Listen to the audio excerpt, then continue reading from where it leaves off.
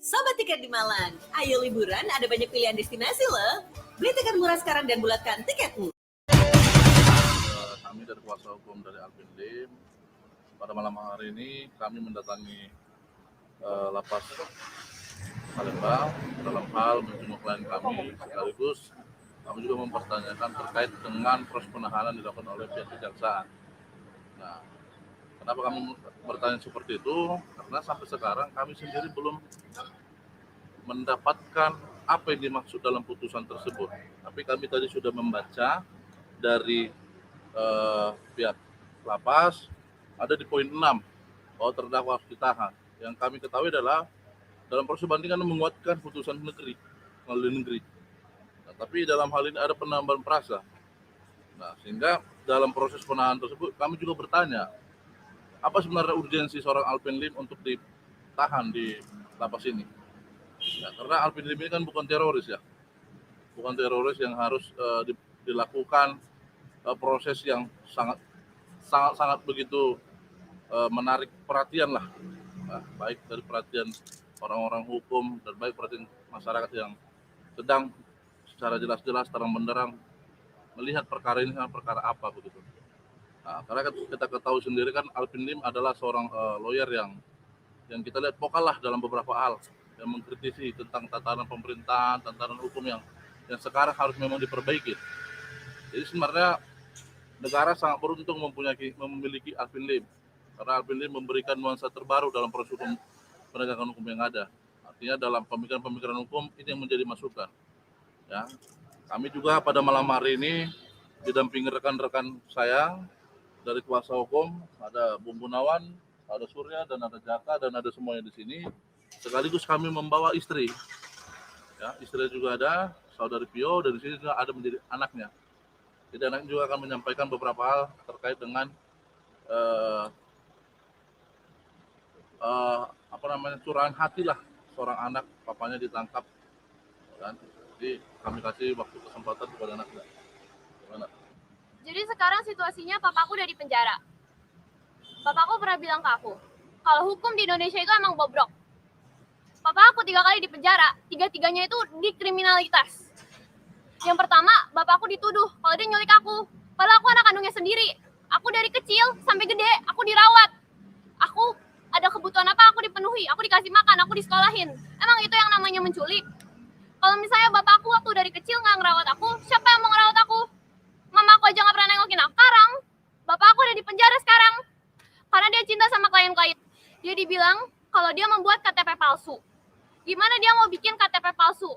Kantornya aja kantor hukum. Bikin KTP palsu itu perlu kertas, belangko, plastik buat KTP palsu gitu-gitu semua. Itu gimana mungkin masuk di akal? Dia dituduh kayak gitu, terus divonis maksimal 6 tahun. Sementara pelaku utamanya di kasus ini cuma 2,5 tahun. Masuk akal gak? Ini aku yakin ini ada permainan di sini. Terus papa aku di kasus ini, waktu itu kan udah pernah disidang sekali. Udah bebas demi hukum. dia udah jalanin hukumannya.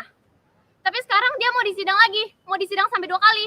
Raja Sabta Oktohari aja sebagai pelapor investasi bodong, sampai sekarang aja kasusnya nggak ditindaklanjutin. Papa aku di kasus ini, waktu itu kan udah pernah disidang sekali. Udah bebas demi hukum. Dia udah jalanin hukumannya. Tapi sekarang dia mau disidang lagi, mau disidang sampai 2 kali. Emangnya papi aku siapa? Papi aku tuh cuma mau ngebela korban-korban masyarakat investasi bodong. Papi aku tuh cuma mau ngebela mereka. Papi aku mau menegakkan keadilan. Tapi sekarang malah papi aku yang dipenjara. Sementara penjahatnya bebas berkeluaran di sana. Padahal ya, berdasarkan Undang-Undang 45, tugas dari pemerintah itu adalah untuk mengayomi dan melindungi masyarakat.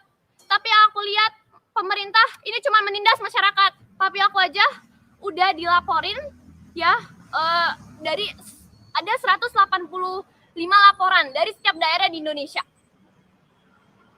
Penjahat aja, emangnya papi aku siapa nih sampai diginiin?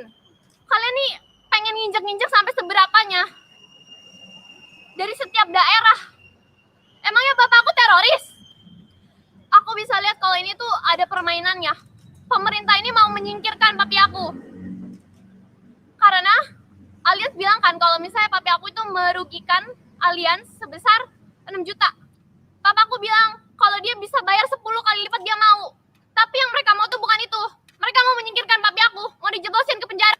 Papi aku aja ngebela klien-kliennya, masyarakat yang tertindas sampai membuat video. Karena kalian tahu kan, no viral no justice. Dia buat video buat kasih tahu ke pemerintah, ini lo ada sampah, di sini lo ada sampah. Tapi video yang dia buat dari 1 jam malah jadi 4 menit. Terus dilaporin UITE, dilaporin polisi. Masa polisi nggak bisa ngeliat itu video dari 1 jam jadi 4 menit, itu video editan. Kayaknya polisi perlu sekolah lagi deh. Dan juga, jadi saya minta tolong ke Presiden, Bapak Presiden Jokowi, dan Menko Polhukam. Masa Bapak butuh anak kecil buat kasih tahu Bapak gimana untuk menegakkan keadilan? Ini masyarakat Bapak, bukan masyarakat saya. Bapak saya di sini korban. Masa korban malah dipenjara? Penjahatnya di luar sana tepuk tangan. Jadi saya minta tolong. Jadi mohon maaf jika saya ada salah kata atau apapun, karena di sini saya hanya ingin membela papi saya. Saya melihat papi saya ini sekarang di penjara karena dia sudah membela banyak masyarakat di luar sana. Dan kalau misalnya saya juga harus dipenjara menemani papi saya rela karena saya mau membela papi saya. Terima kasih. Adi Gunawan. Jadi kami selaku kuasa hukum di sini terkait dengan tindakan hukum yang akan kami lakukan. Secara prosedur kami tetap lakukan upaya hukum, yaitu kasasi. Karena putusan baru turun, Pak Alvin udah dieksekusi, ditahan, dan besok atau lusa kami mengajukan memori kasasi. Ya. Gitu. Ya, terima kasih. Bahwa secara administratif tetap akan kami patuh terhadap hukum itu sendiri. Tapi dalam upaya perlawanan hukuman kami juga harus lakukan upaya-upaya yang memberikan pendampingan terhadap klien kami, Alvin Lim. Jadi kami juga akan menyuratin Presiden dalam hal ini, ya, Kejagung dalam hal ini, Menko Polhukam dalam hal ini, ya, DPR RI, Komisi 3 pada intinya. Karena kenapa? Karena ada dugaan kami ada penyeludupan hukum, ya. Dalam beberapa putusan yang belum kami terima, kami harus menerima kenyataan bahwa hukum itu sendiri belum ditegakkan secara benar. Jadi bagaimana kita bicara keadilan, bagaimana kita bicara kepastian kalau kita belum melihat para penegak-penegak hukum itu melakukan hal itu. Jadi kami sebagai pengacara juga merupakan penegak hukum, kami mau meluruskan hal-hal yang salah. Jadi apabila kami kritis sebagai kuasa hukum, ini adalah upaya dan langkah yang kami lakukan. Alvin Lim itu bukan mafia, ini garis bawah. Alvin Lim itu bukan teroris, ini perlu digarisbawahi. Tapi Alvin Lim itu adalah orang yang memberikan perubahan untuk republik yang kita cintai ini, terkhusus di bidang hukum. Jadi mari masyarakat semua menilai, mari secara bersama-sama dengan kami dalam menegakkan hukum yang berkeadilan dan hukum yang memiliki kepastian di negara republik ini. Sekian.